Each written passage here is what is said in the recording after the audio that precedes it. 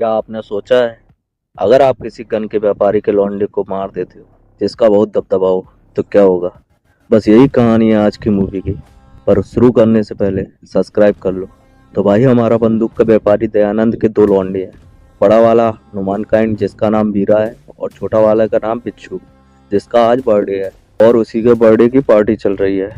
Party में dance करने एक ग्रुप आया है जिसमें मेन डांसर जिसका नाम टीना है बिच्छू को पसंद आ जाती है और वो जाकर उससे फ्लर्ट करने लगता है। नशे में धुत बिच्छू टीना से बदतमीजी पे उतर आता है। तभी उसका पार्टनर मुरली लात घूंसे चला देता है और गलती से बिच्छू 4 माले से नीचे गिर जाता है। ये सब कुछ बिच्छू का बॉडीगार्ड देख लेता है, तो मुरली को उसे भी थोड़ा डोज देना पड़ता है और दोनों वहां से निकलकर भाग जाते हैं। और इधर बिच्छू, जो बिल्डिंग से डायरेक्ट आ गिरा था कचरे के डब्बे में, वो मिल जाता है अपने बाप और भाई दयानंद और बीरा को।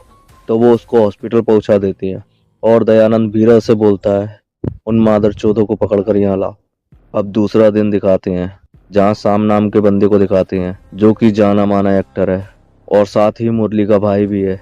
तो शाम को एक मूवी मिलती है जिसमें एक्शन कुछ ज्यादा ही है और शाम का मानना है कि भाई जो रोल मिला है उसको जीने में मजा आता है, एक्टिंग करने में नहीं। तो वो राइफल क्लब जाता है शिकार करना सीखने। राइफल क्लब जिनके पूर्वज कभी फाइटर हुआ करते थे और अब इनका काम शिकार करना है और उनको बेचना है। शाम राइफल क्लब में जाकर उनको ज्वाइन करने की बात करता है। तो वो पूछते हैं, क्यों करना चाहते हो, तुम एक्टर हो, एक्टिंग करो। तब शाम कहता है कि किरदार को जीना जरूरी है, वरना एक्टिंग में वो फील नहीं आता। कांड घिस घिसू के क्लब में एंट्री तो मिल जाती है। तभी शाम का भाई का कॉल आता है और बताता है बहुत बड़ी मुसीबत में फंस गए हैं, कैसे भी हमको निकाल लो।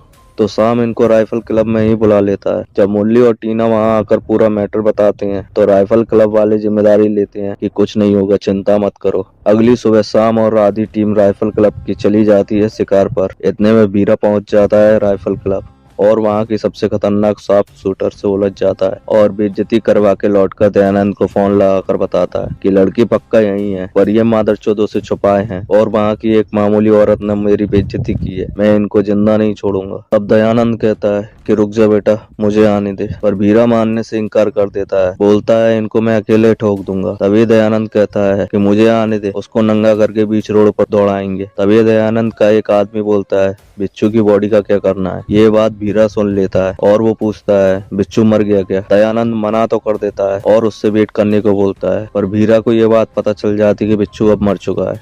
और बीरा भाई ठहरा हमारा बदमाश लॉन्डो की टोली लेकर घुस जाता है राइफल क्लब में। वहां जाकर उनको डराने के लिए कर देता है ताबड़तोड़ बंदूकबाजी यानी फायरिंग, पर एक भी आदमी को घंटा फर्क नहीं पड़ता। वो जैसे खड़े थे वैसे ही खड़े होते हैं और वीरा को देख रहे हैं। तभी वीरा और उसकी टीम फिर से शूट करने वाली होती है, पर पहले राइफल क्लब वाले फायर करके एक ही बार में सबको ढेर कर देते हैं, बस वीरा को छोड़कर जिसके गोली पेट में लगती है। तो उसका इलाज करके टाँके लगा ही रहे थे, वीरा को होश आ जाता है और वो इधर उधर भागने लगता है। तब राइफल क्लब मेंबर उसे समझाता है कि मैं डॉक्टर हूँ, मुझे इलाज करने दो। इतने में दयानंद भी आ जाता है नंगा होकर और कहता है, मुझे अपने बेटे को ले जाने दो, मैं निहत्था आया हूँ। और वो वहां से वीरा को लेकर जाता है। फिर थोड़ी देर बाद बताते हैं वीरा भी टपक लिया। अब दयानंद बदले की आग में जल रहा था, तो लॉन्डो को इकट्ठा कर हमला करने जाता है और उधर राइफल क्लब वाले अपने सारे बच्चों को गाड़ी में भर के एक आदमी को वहां से निकलने को कहते हैं। अब रास्ते में बच्चों से भरी गाड़ी पड़ जाती है दयानंद के सामने। दोनों तेजी से एक दूसरे की तरफ बढ़ते हैं। इतने में दयानंद गोली चला देता है और राइफल क्लब वाला गाड़ी मोड़ देता है और इस बीच राइफल क्लब वाले का कान उड़ जाता है, पर वो बच निकलता है। दयानंद इनको छोड़ राइफल क्लब की ओर निकल पड़ता है और वहां पहुंचने के बाद हमें एक बेहतरीन फाइटिंग देखने को मिलती है। इसी बीच राइफल क्लब वाले अपने बाकी मेंबर जो कि शिकार पर गए हुए हैं उनके लिए संदेश भेजता है और उधर जंगल में बाघ लोगों को घेर लेता है। पर तभी वही कुत्ता जिसके द्वारा संदेश भेजा गया था वो बाघ के रास्ते में पड़ जाता है और उसका गेम बच जाता है।